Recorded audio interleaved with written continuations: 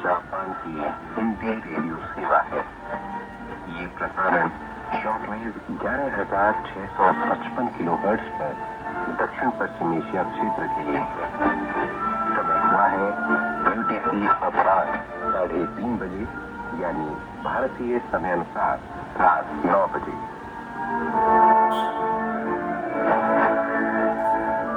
हमारी प्रसारण सूची और ताजा समाचारों के लिए देखें हमारी वेबसाइट nhk.jp/hindi।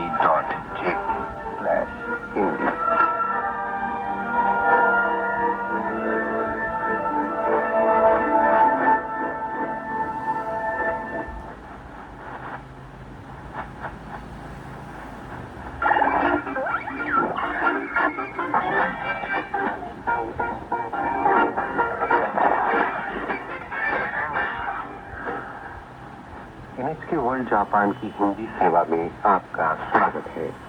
मैं हूं गुरजिंदर सग्गू और आज आपके लिए लेकर उपस्थित हूं साहित्य सरिता। इस कार्यक्रम में आज आप सुनेंगे आराई मोतोको की लिखी एक कहानी जिसका हिंदी में शीर्षक है दस्तक। दस्तक एक वृद्धा और रहस्य में कपूर के पेड़ के बारे में एक रोमांचक लघु कथा है।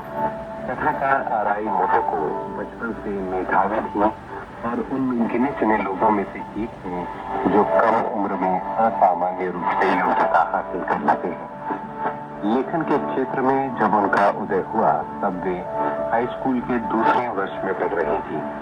आज वे विज्ञान कथा लेखन में जापान का एक सशक्त हस्ताक्षर है और अपनी निराली कल्पना से विज्ञान की हल्की फुल्की रोचक कहानियां बुनती हैं। कहानी दस्तक में भी उन्होंने एक काल्पनिक जगत की रचना की है।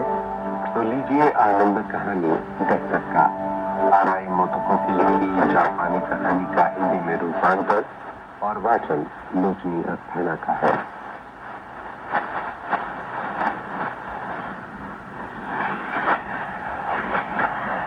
मुझे याद है वो घटना जो मैंने बचपन में देखी थी। तब मैं बहुत छोटी थी। हमारे घर के पास एक बड़ा सा बगीचा था जिसमें कपूर का एक विशाल पेड़ था। ये पेड़ इतना बड़ा और प्राचीन था कि ये बताना मुश्किल है कि वो कितनी सदियां देख चुका था। तब मैं इतनी छोटी थी कि मेरे लिए तो ये तक समझना मुश्किल था कि पेड़ कपूर का था। ये कितना पुराना है। सरस उम्र में मैं इतना तो समझ सकी थी कि ये पेड़ वहाँ मौजूद अन्य पेड़ों से बहुत ही अलग था। इसमें एक अद्भुत शक्ति की महसूस होती थी। इसका एक आभा मंडल सा नजर आता था जो शायद बरसों बरस बीतने पर इसमें आया होगा।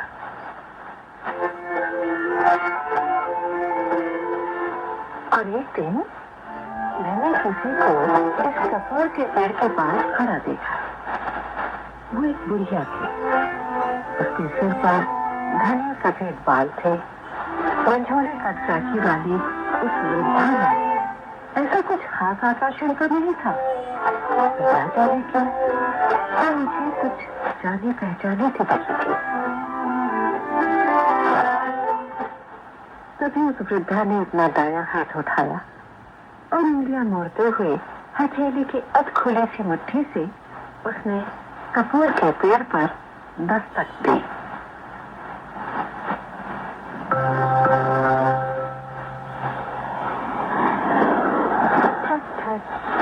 हल्की सी खटखटाहट जिसमें गूंज थी और सुनने में भली लगती थी।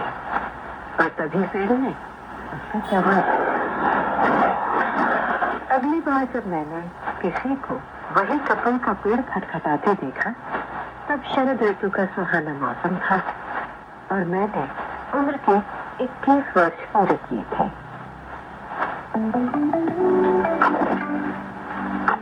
उम्र की उस दहलीज पर दिल और दिमाग में न जाने कितनी तरह की बातें होती हैं।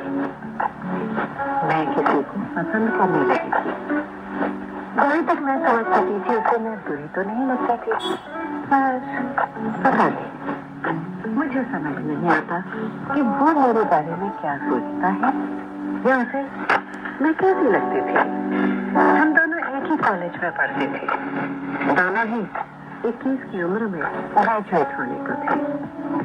हम दोनों में दोस्ती से अधिक घनिष्ठता तो थी, पर हमें जुगल नहीं कहा जा सकता। और अभी जो हाल चल रहा था उसे देखकर लगता था ग्रेजुएट होने पर शायद हम अपनी अपनी अलग राह पकड़ लेंगे और एक दूसरे से दूर हो जाएंगे। कम से कम मैं तो यही सोचती थी। इसलिए भविष्य को लेकर मन के किसी कोने में एक चिंता बनी हुई थी। अभी एक दिन जब मैं घर के पास वाले पार्क से गुजरी तो किसी को उसी कपूर के पेड़ पर दस्तक देते देखा।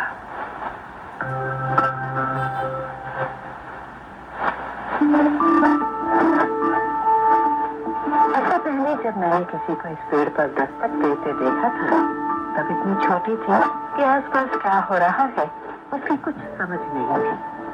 इसलिए कह नहीं सकती कि ये वही बुढ़िया थे जिसे पहले मैंने कभी बचपन में देखा था, पर फिर भी पता नहीं क्या लगा कि इसमें कुछ ऐसा तो है जो जाना पहचाना सा है। इस बार भी दस्तक की आवाज एकदम स्पष्ट थी, एक हल्की सी था जिसमें गूंज थी और सुनने में भली लगी। वो वृद्धा मेरी ओर मुड़ी, मुझे देखकर मुस्कुराई और आगे बढ़ गई। लेकिन दस्तक की वो आवाज मेरे दिल और दिमाग में बैठ गई। हल्की सी दस्तक जिसमें गूंज थी और भली सी आवाज भी।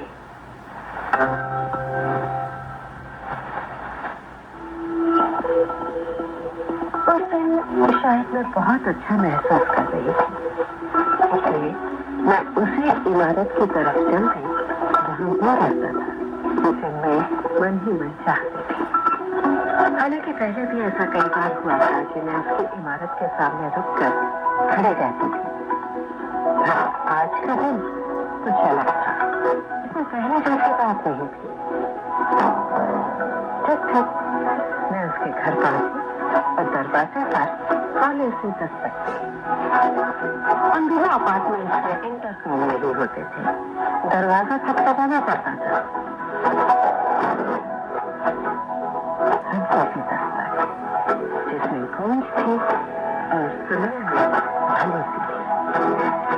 उसने दरवाजा खोला। अंततः हम दोनों ने शादी कर ली। मैं माता पिता की इकलौती संतान थी और वो अपने माता पिता की दूसरी। इसलिए वो मेरे ही परिवार का सदस्य यानी घर जमाई बन गया। मेरा पारिवारिक उपनाम भी उसने अपने नाम के साथ जोड़ लिया।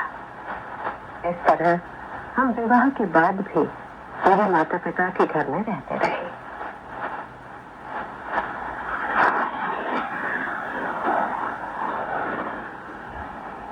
इसके कई वर्षों बाद जब मैंने किसी को कपूर के उस पेड़ को खटखटाते देखा तब मेरी उम्र 50 वर्ष थी।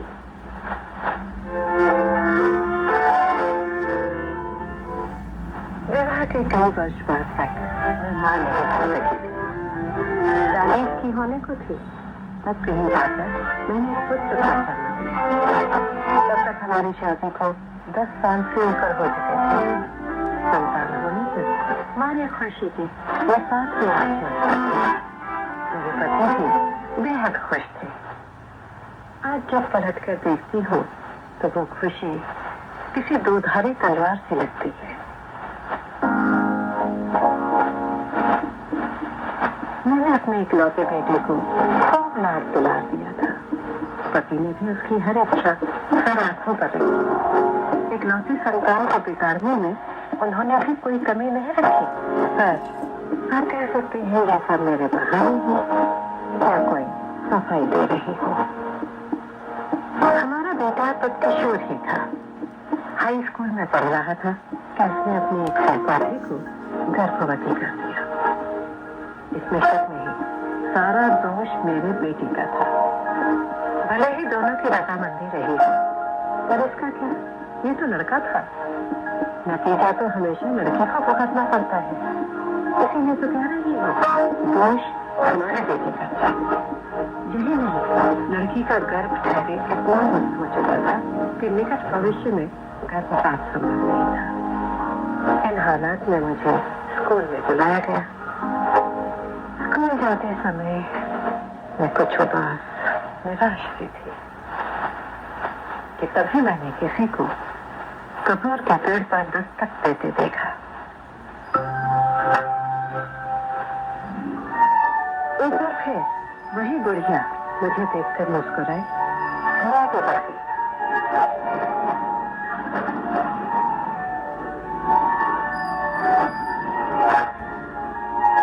लेकिन मुझे उस दस्तक की आवाज याद रही। पहुंचकर मैंने प्रिंसिपल के कमरे का दरवाजा खटखटाया। दरवाजे पर दस्तक दिए बिना आप कमरे में प्रवेश नहीं कर सकते। एक हल्की सी दस्तक जिसमें गूंज थी और पन्ने लेखन थी। उस दिन हमने कई बातें की। घर में उम्र से पहले ही दादी बन गई और आज मैं यहाँ घर में बिस्तर पर हूँ।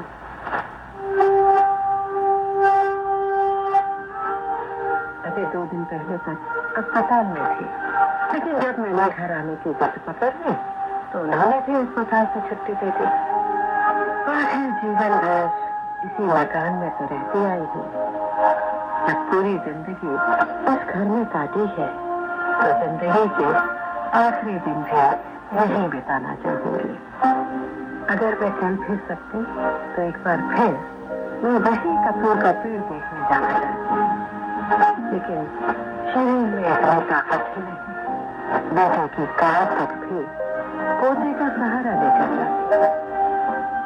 मेरे शरीर बचने से उसी बात की तरफ खुलता है। यहाँ से कपूर का वो पेड़ दिखाई नहीं देता। बचपन में जिस बुढ़िया को मैंने उस पेड़ पर दस्तक देते देखा था, आखिर वो क्या था?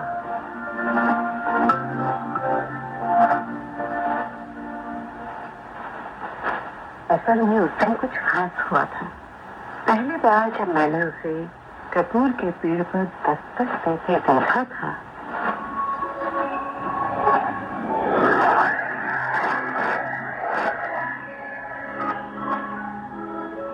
तो बस उसे बार वो खुला था। नहीं, पेड़ में कोई दरवाजा नहीं था, वो तो कपूर का पेड़ था। अब कैसे बताऊं?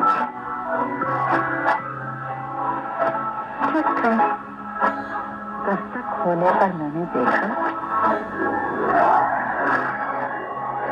कि वो खुल गया और वो बुढ़िया तुरंत उसके भीतर चली गई। मैं तो बच्ची थी, मुझे अपनी आंखों पर यकीन नहीं हुआ और मैं भी भाग उस पेड़ के पास पहुंची। ये तो एक साधारण कपूर का पेड़ था। मैंने उसे बार बार थपथपाया, खटखटाया, पर वो वैसे ही खड़ा रहा। उसमें कोई हरकत नहीं हुई और उधर उस बुढ़िया का भी कहीं कोई नामो निशान नहीं था।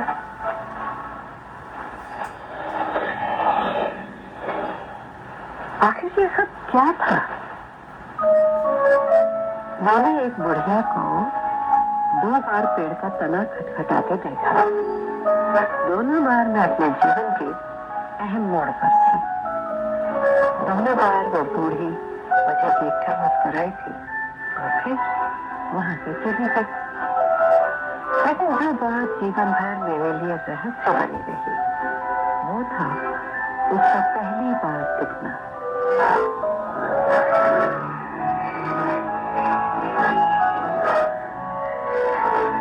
जब बुढ़िया के खटखटाने पर पेड़ का तना खुला था कि बुढ़िया कपूर आपके पैर के भीतर रहती है? ये सवाल तब मेरे मन में उठा था। मैं बचपन में अक्सर सोचती थी कि अंदर क्या होगा, और ये भी कि क्यों मैंने अपने जीवन के अहम मोड़ों पर ही उस बुढ़िया को पेड़ खटखटाते देखा।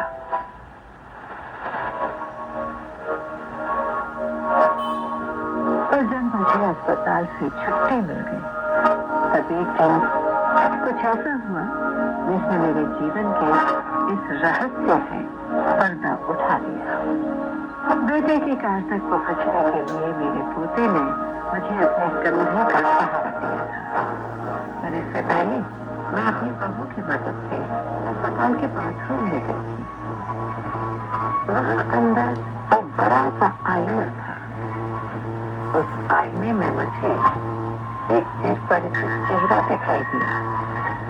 सर पर घने सफेद बाल, मंजूरी सदकाठी, देखने में मामूली थी। अरे, ये तो उसी बुढ़िया का चेहरा है जिसे मैंने बरसों पहले देखा था। बचपन में जब देखा था तब भी चेहरा कुछ परिचित सा लगा था। अच्छा, तो वो मेरा ही चेहरा था।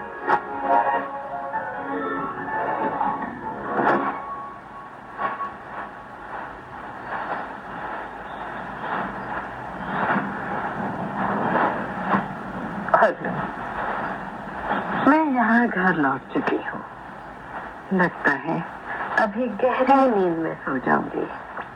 कोई सपना मेरे इंतजार में है, फिर सपने में।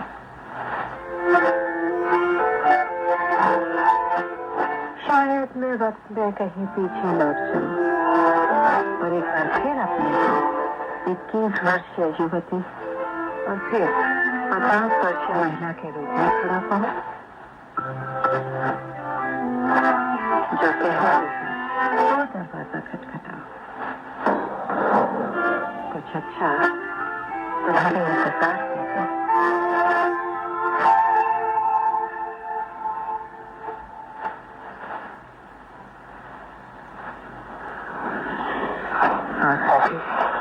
अपने के अंत में मुझे यकीन है मैं एक बार फिर उस पार्क में जाऊंगी और अब खुली मुट्ठी से पेड़ को खटखटाऊंगी।